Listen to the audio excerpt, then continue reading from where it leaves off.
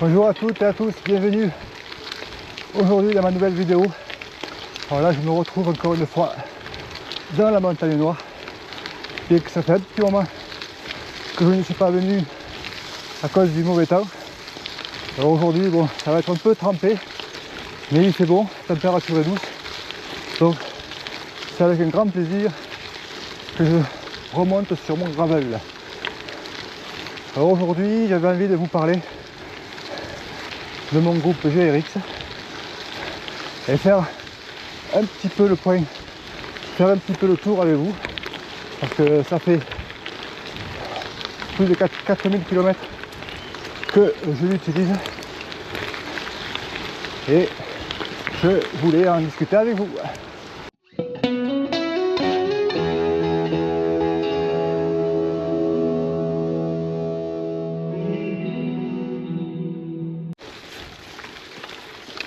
J'aime beaucoup cette montée dans la forêt parce qu'elle me rappelle déjà pas mal de beaux souvenirs. Effectivement, il y a à peu près une trentaine d'années, quand je suis arrivé sur Castres, j'ai commencé à faire du VTT sur cette piste. À l'époque, j'avais un VTT Sun, un 5000 R, donc en acier tangue, sans fourche, évidemment, pas de frein à disque, évidemment, des freins à patins encore. Donc quand je montais ici avec ce vélo, ben, laissez-moi vous dire que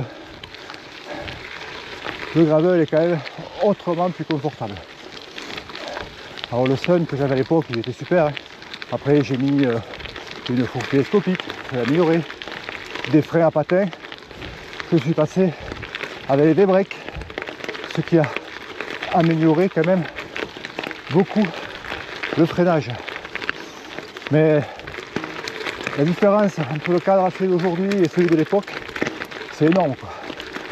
Ça tapait beaucoup plus, quoi.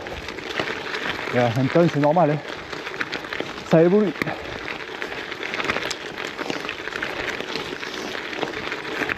Là ils sont venus un petit peu racler le chemin là.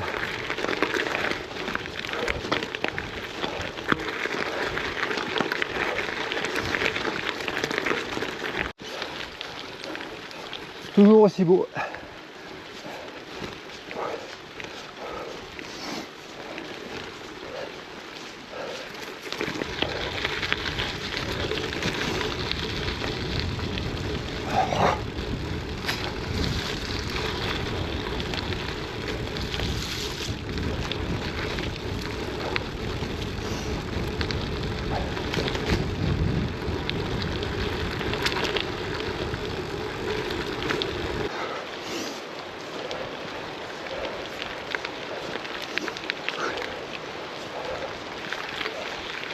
Encore un petit ruisseau qui jaillit de la montagne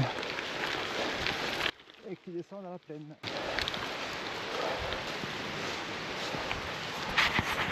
Allez, bientôt on va arriver à la route, la montée sera pratiquement terminée.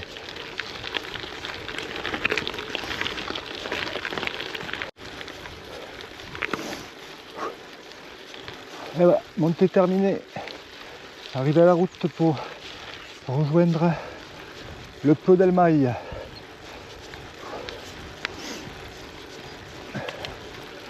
Superbe, c'est super beau, c'est le kiff complet.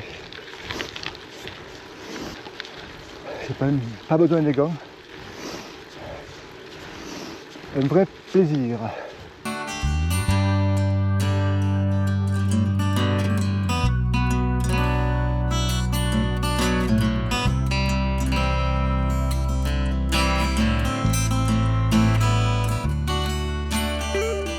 Aujourd'hui, j'avais envie de vous parler donc du GRX 600. Pourquoi de celui-ci? Parce que c'est ce que j'ai monté sur mon vélo, donc c'est de cela que je parlerai le mieux. Alors le GRX 600, je l'ai depuis, j'ai parcouru avec à peu près 4300 km. Donc aujourd'hui, j'ai une très bonne idée de ce que ça vaut et je vais vous dire ce que j'en pense. Le GRX 600, je suis extrêmement content déjà pour une raison simple, c'est depuis que j'ai parcouru ces 4300 km, je n'en ai jamais entendu parler. Les vitesses passent toutes seules. Je n'ai jamais eu à les régler et c'est vraiment du top du top. Alors le GRX 600 a été conçu par Shimano, hein. Il a fait 3 gammes, le GRX 400 hein, qui est en 10 vitesses, puis le GRX 600 et le GRX 800, tous les deux donc à 11 vitesses. Vous pouvez donc trouver ces deux GRX 600 et 800 en monoplateau ou en double plateau. Pour ma part, j'ai choisi donc le monoplateau et je suis en 40 devant et en 11,46 derrière. Alors normalement, Shimano ne propose pas de cassette en 11,46. C'est moi qui ai fait faire cette manip. Ça passe. Bon, je sais qu'ils ne le préconisent pas. Et moi, ça m'a beaucoup aidé, surtout quand j'ai fait mon grand tour en Occitanie en septembre dernier. L'avantage aussi du GRX 600, c'est comme sur la VTT, vous avez ce verrouillage qui vous permet donc de ne pas dérailler. Ça m'est arrivé donc de descendre dans des descentes un peu caillouteuses où ça sautait pas mal et je n'ai jamais déraillé. Donc pour moi tout ça c'est un plus. Voilà. Et l'autre partie donc du GRX évidemment c'est le freinage. Alors là j'en suis encore plus que satisfait. Après 4000 km, je n'ai même pas changé les plaquettes encore et ça ne fait aucun bruit, ça freine du tonnerre. Voilà, donc ceci c'est mon avis. Bien évidemment, je ne vous dis pas que c'est le meilleur parce que je n'ai essayé que celui-ci, mais voilà, je vous tenais à partager ce petit point sur le GRX 600. Le gros avantage aussi de la gamme GRX, c'est que cela permet à l'arrière de monter des cassettes de VTT, mais aussi de monter donc des cassettes de vélo de route. Donc vous avez un grand choix. Si vous voulez faire beaucoup de route, vous mettrez des cassettes un peu plus avec moins de dents à l'arrière pour rouler un peu plus et pour faire du VTT, ben, comme moi. Quand vous voulez faire des chemins un peu caillouteux ou faire un peu de longue distance en étant chargé, ça vaut vraiment le coup d'avoir quand même beaucoup de dents à l'arrière. Je précise aussi que donc, mon dérailleur est mécanique et comme c'est quelque chose qui marche très bien, je ne changerai ça pour rien au monde. La raison pour laquelle je ne changerai pas ça, parce que ça fonctionne très bien premièrement et ça m'évitera d'avoir des piles ou des batteries à charger. Déjà que quand je me déplace, il faut charger le GPS, un peu de lumière, la caméra. Donc ça c'est un souci à moins. Je sais que ça marche très bien en mécanique et c'est d'une grande fiabilité. Donc pour ma part aujourd'hui, je n'ai pas du tout envie de passer à un dérailleur électrique. Allez, voilà tout ce que je peux dire. Maintenant je continue.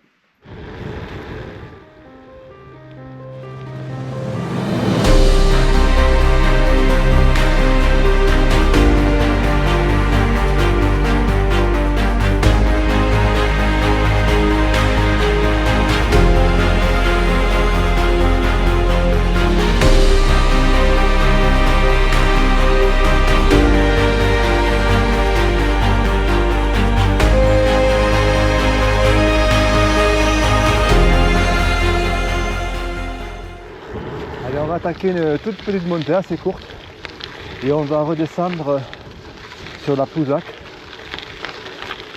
et rejoindre le village de Verdal pour rentrer tranquillement. Donc ce coup-ci on va essayer de descendre un peu tranquille parce que c'est là que j'avais crevé la dernière fois. Je ne sais pas si vous vous rappelez, je vous mets la vidéo de la crevaison ici.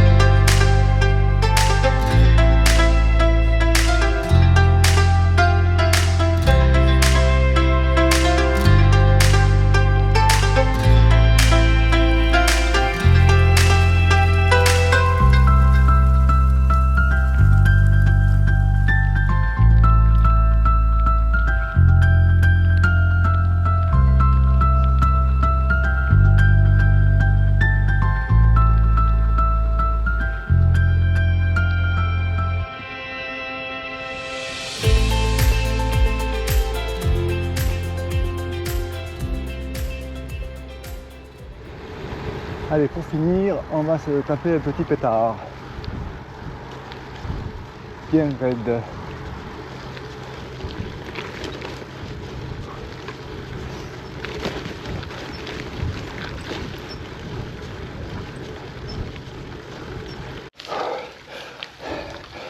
Ouh, 20% là. Je suis passé, mais alors, juste.